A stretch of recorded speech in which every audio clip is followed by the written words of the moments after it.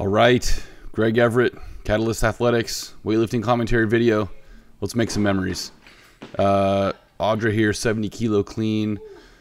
Not the worst 70 kilo clean I've ever seen her do, but still pretty tough. This was, I think, last week or the week before.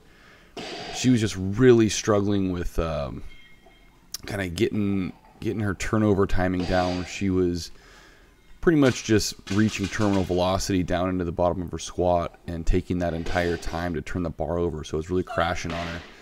And being someone who's not a super strong squatter as it is, that makes cleans damn near impossible. So we're working on that. I think later in this video, for a brief moment, you see her doing a clean pull plus a clean. This is 72 here. You saw that one really crashed on her. You saw her lost Tamara trying to push her up there from behind. And that clean pull plus clean was just a way to kind of work on her timing of the second pull. In other words, she needs to wait longer, get that bar higher on her thigh before she really gets that final explosion at the top, and that will help both keep the bar close and allow her to extend all the way. But it'll also make it quicker, and that quickness there allows her to change directions faster, and so that'll help with the turnover. So seemingly unrelated, but those things are all connected. Danielle here, a couple front squats.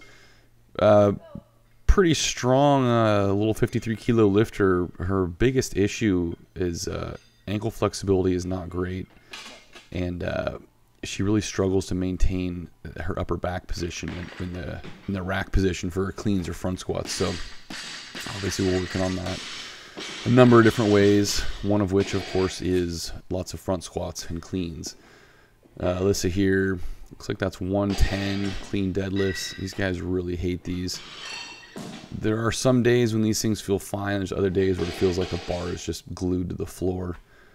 Tamara here, 95 kilo clean, pretty routine, very easy.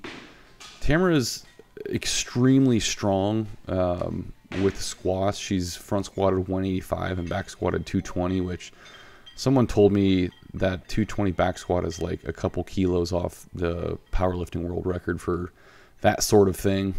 I don't really know. I don't follow that stuff. But in any case, she's very strong.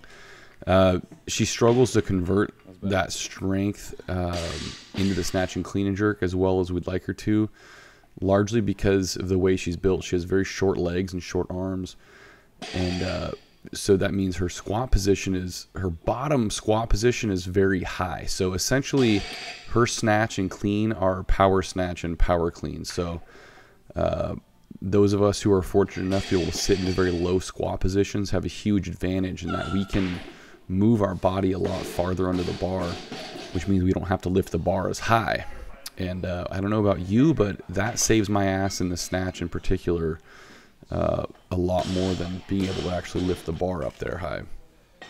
So at a distinct disadvantage, and so it's so case dependent. People always ask, well, what's the percentage of my back squat that I should snatch and clean and jerk? And I've thrown out some percentage ranges there before, and those are true for the majority of the cases, but you have to always keep in mind that there's just way too much individual variation to really nail down quote unquote correct ratios and things like that, lift to lift. So you have to not freak out too much about the relationships, and just remember that the answer to how much should I snatch and clean and jerk is always more.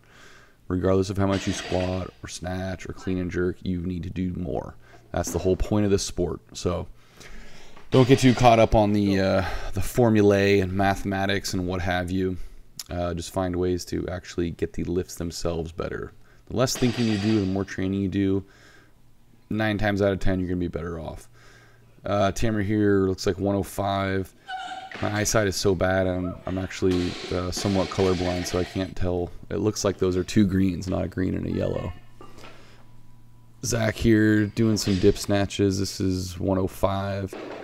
Tight. He does that thing where he kind of will sit his hips back stretch out in the squat rather than sitting straight down, and that's the result you get is his feet and his hips are too far behind the bar to support it. Tamara, 110. Getting a little psyched out here. I'm sure she will come back and make that. I'm sure I yelled at her and told her to do it again. Oh, here we go. Oh, this is, I think she was supposed to do 3 singles with that today. So there's one.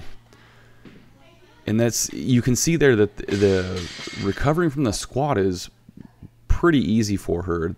It's really not an issue. She's never going to rack a clean and not stand up. Her struggle is to actually rack the bar. She's basically the exact opposite of Audra. Audra will rack it, but whether or not she stands up is anyone's guess.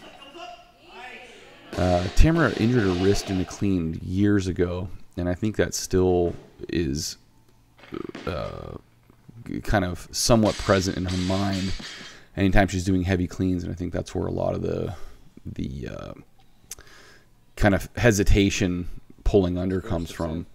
So one of the things I will always emphasize with people is that if you're going to miss a clean, you have to miss it because you're not able to stand up from the squat, not because you didn't rack it. You really have to commit to that turnover, because the way you're going to get hurt in clean is by not turning it over and, you know, busting your wrist open or something like that.